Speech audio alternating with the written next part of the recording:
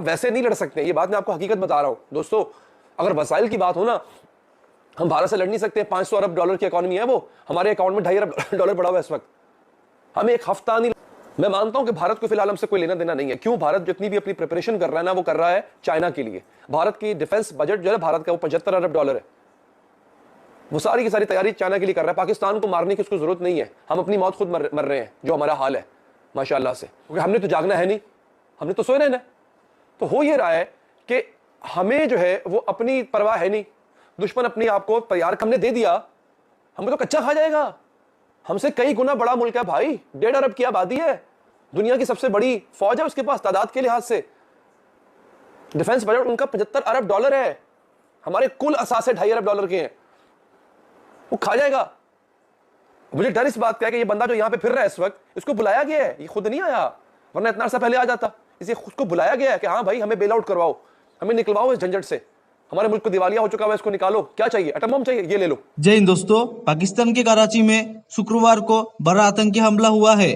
Karachi police मुख्यालय में घुसे आए सभी आतंकियों को पाकिस्तानी रेंजर्स ने 3 आतंकियों को ढेर करने के अलावा एक पुलिसकर्मी सहित 3 लोगों की मौत हो गई है, जबकि 11 लोग घायल हुए हैं। तहरीके तालिबान पाकिस्तान ने इस हमले की जिम्मेदारी ली है। आतंकी कराची पुलिस मुख्यालय में घुसे आए थे और ताबड़तोड़ फायरिंग शुरू कर दी थी। कराची पुलिस मुख्यालय में घुसे आतंकियों के पास भारी विस्फोटक और हथियार थे। ये होने जा रहा है, मैं आपको बता रहा हूं। और आप ये स्लेव आर्मी किसको बोल रहे हैं? गुलाम फौज किसको बोल रहे हैं?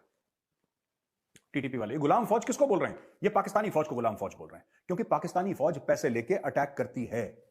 अमेरिका से पैसा लिया और यहां पे बम मार दिया, ये करती है पाकिस्तानी फौज, ये भाड़े की फौज है।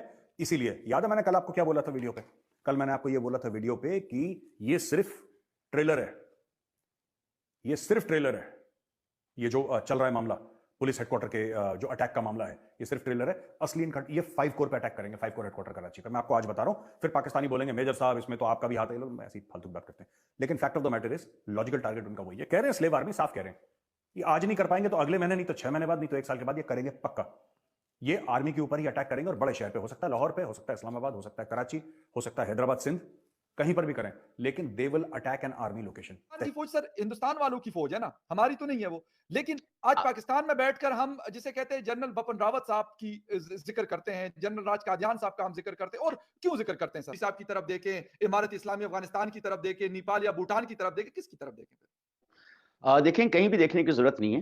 अपने हुक्मरानों की तरफ देखना चाहिए। और इनको पुलिस लाइन पेशावर में हमला होने का मतलब यह है कि वो आपके अंदर घुसकर आपको मारने के काबिल हैं। जब आप केपीओ के वहां पर हमला होना और उसको यरगमाल होना, ठीक है, आपने वकेट करा लिया, लेकिन आप उनको अंदर, वो आपके अंदर घुस गए। शहर के बीच में सबसे शहर के बीच इलाका है, मसरूफ तरीन इलाके के अंदर फखर, ये किस चीज की अलामत है?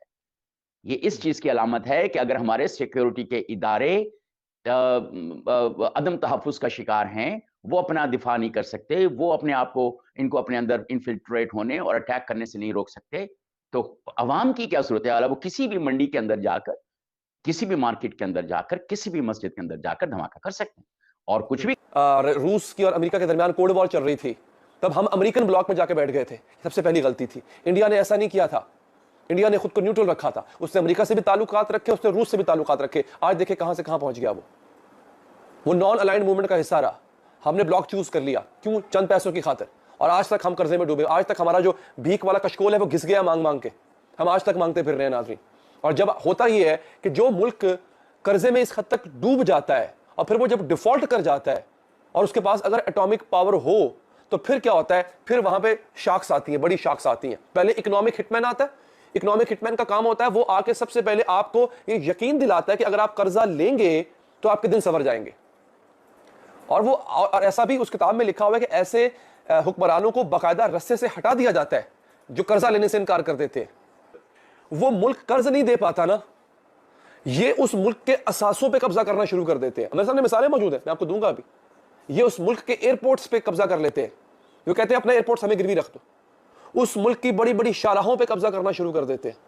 उस मुल्क के बड़े बड़े जो यूं कह लें कि कॉम्प्लेक्स होते हैं जिसमें बड़ी बड़ी इंडस्ट्रीज शामिल होती हैं, उन पे कब्जा करना शुरू कर देते हैं।